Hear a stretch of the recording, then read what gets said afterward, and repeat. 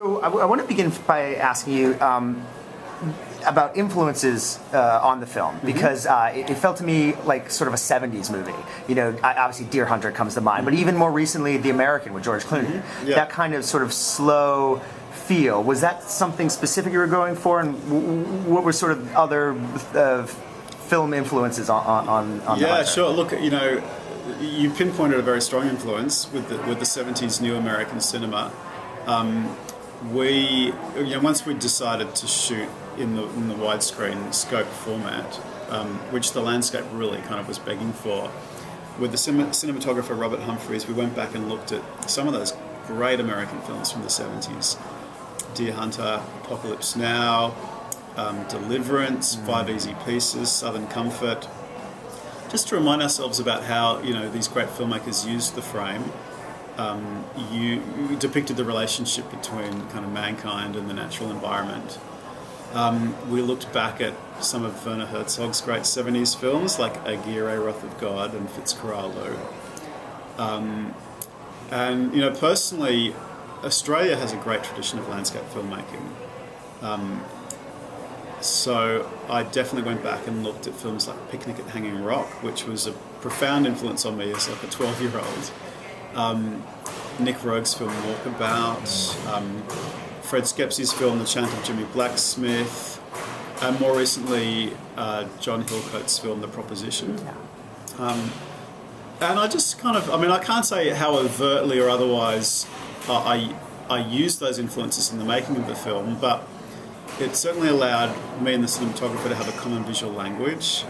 So when we were on set faced with choices, you know, we could quickly arrive at something we both agreed on. As a director, that must be really important that you and the cinematographer are on the same page. Look, you know, we had a great relationship, and because we'd spent this time in pre-production looking at movies, and Robert kind of put together like a book of visual references showing framing and lighting that kind of related to each of the different scenes in the film. So really by the time we were on set, you know, I'd be working with the actors, he'd be setting up a frame. We would have kind of talked about it all beforehand. And sometimes I'd move it slightly or change the lens size, but more often than not, it was, you know, we didn't need to talk, which was great. That's amazing, yeah. And the tone and the pacing of the film is so important. Can you talk a little bit about that? Because it really helps with the, you know, with the story. Sure. I mean, one of the things that attracted me to Julia Lee's book, The Hunter, which was the source material in the first place, was that it was kind of very meditative, and you had this kind of existential loner lead character, which reminded me of characters in certain other films I'd liked a lot, like Gene Hackman in The Conversation or Alain Delon in Le Samouraï. These kind of loners with not much dialogue. You know, it's a tradition of cinematic characters that I'm really attracted to. And you know, like I really love the idea of telling this story as per the book with minimal dialogue. There were sections of the book where, and it wasn't an easy adaptation, there are parts of the book where for entire chapters you're alone in the wilderness with this guy and you're inside his head, sharing all his thoughts. I mean, as a filmmaker, that's a much harder thing to do. We resolved not to use flashbacks or voiceover narration, which meant that everything we learn about this character, we learn in the present tense. And because he's not a character who likes people very much, you know, initially, and won't give away any more than we need to, we had to learn about him through his actions more than anything, through what he says to people and the occasional interactions that he has. But mostly it's through his actions. And that was a great challenge. It was a great challenge for me as a director. It was a really interesting challenge for Willem Dafoe as an actor. Well, he's brilliant in the movie. I wanted to ask you about working with him, but also about his character. And like you said, he really is a loner, but then ends up getting in this situation where he does end up really caring for other people. Yeah, look, it's definitely the story about a man who begins a journey very closed, and who through the course of the story he opens up, you know, and this is a new experience for him. not an entirely comfortable one. You know, I think he could have happily spent his life alone in the wilderness, doing these kind of dubious mercenary jobs, you know, for kind of multinational corporations with dubious morality. But, you know, what we see is the beginning of a process of questioning the choices he's made in his life and exploring the possibilities about whether there's another life to be had. The character in the script and in the film is older than the character in the book. And, I mean, that was important dramatically, I think, just for raising the stakes for this character. Was that a change you made in adapting the book? Absolutely, yeah. I mean, we just kind of thought, for a character with a very specific profession that has a use-by date, it's interesting if he's kind of older, because the choices still ahead of you are more limited, you know. I mean, a younger man, he can go through the experience that Willem's character does in the film and turn around and start a new life, you know. But when you're at that age, where do you go? What else do you do? That's your life. Exactly. So that was part of kind of putting the heat on the character and, you know, imposing kind of external pressures on him. Is he purely just a hunter, or is he an assassin? And is there a fine line between the two? You know, I imagine that he's been sent on missions to assassinate people in the past. I imagine he's done a great variety of work, but an integral part of it has been knowing how to move about, you know, secretively in the landscape, whatever landscape that may be. And obviously being a crack shot with a sniper's rifle, you know, you can imagine he's got, you know, maybe there's military training there. I imagine there probably was. There's only so many vocations for that, skill. Yeah. But it's something that we don't, you know, we're not kind of imposing his backstory on the audience at all. It's really like, it's there for the imagination. Well, I certainly inferred that from my experience as an audience member. So so it's there. Was Dafoe always the choice? I mean, he just seems so perfect and is so brilliant in this role. I mean, did you consider other actors, or did you just go right after him? Well, look, we had to have a backup plan, but from the very beginning of working on the script, Willem's name was on a list of people who I thought would be great for the part.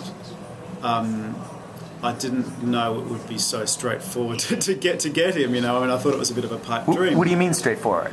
Well, look, I mean, we didn't send the script out to him for a good 8 years. We didn't want to send a script out to anyone really before we thought it was ready to be looked at. We sent him the script via his manager, and we got an email back within a week saying Willem's read it, he's interested, he'd like to know more. So within a month I'd flown to New York, we met for coffee. I talked a bit about, we talked about the character, we talked about the locations, we talked about my approach to directing it. You know, I made it clear I was inviting him in as a collaborator, you know, to take ownership of this character. And he responded well to that. So really, literally at the end of the meeting, he said, get your people to talk to my people, you know, let's make it happen. Wow. Well, actor to director, I mean, what's he like to work with on the set? What does he bring as an actor to the character that maybe other actors wouldn't necessarily be able to do?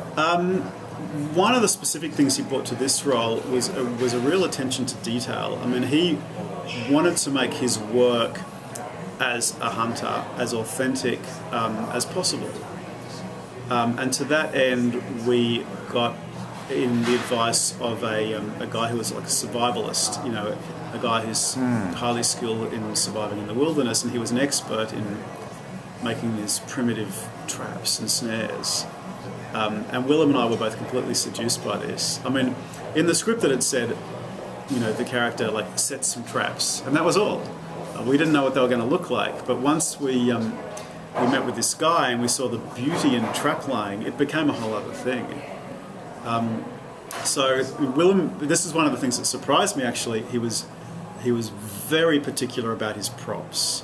You know, we met with the art department before we started shooting, and they had a couple of first, you know, choices for things like knives, backpacks, and Willem picked them all up and weighed them in his hands, and you know, looked at what the materials they were made of, and you know, in some cases he rejected everything. So the props was a really important part for him of taking ownership of this character. That's amazing. That's amazing. And then finally, I just wanted to ask the beginning scenes in the hotel room with the bathtub, and I mean, and bathtub kind of goes throughout the film. That's kind of stuff. Was that all in the script? Was that stuff you took from the book, or was that Willem sort of saying, "I think this will set up who this character is by doing this"? Look, all of those scenes were in the script before we met with Willem. The idea of this character, you know, taking baths, his interest in classical music. It was all there, but then, you know, it was all refined with Willem. Particularly, a lot of our conversations on set were about the physical locations, the spaces we were in. You know, we pretty much had a solid agreement about who the character was before we started work, which was great because that's most of the work out of the way. It became, okay, how do we use this space to communicate this part of the story? You know, how do I adapt the actions in the script to meet these physical surrounds? One of the fascinating things for me about these opening sequences is the images he looks at on his computer of the real Tasmanian tiger. I mean, in Australia, this footage, which was shot in 1936, is quite well known, but you know, there's maybe only 10 minutes of footage in existence of this actual creature when it was alive. And you know, this was the last known one in captivity. It was living a pathetic existence in a zoo in Hobart, you know, in a tiny concrete enclosure. And when it died in 1936, that was the last kind of confirmed sighting of one of these creatures at all. So it's very poignant material, and the creature's so beautiful and so rare. And we got it redigitized from the original 16mm print and blew it up. You know, it's amazing footage. Yeah, well, it's great that you were able to incorporate that in the film. Well, it's an amazing film. I really loved it. So thank you so much.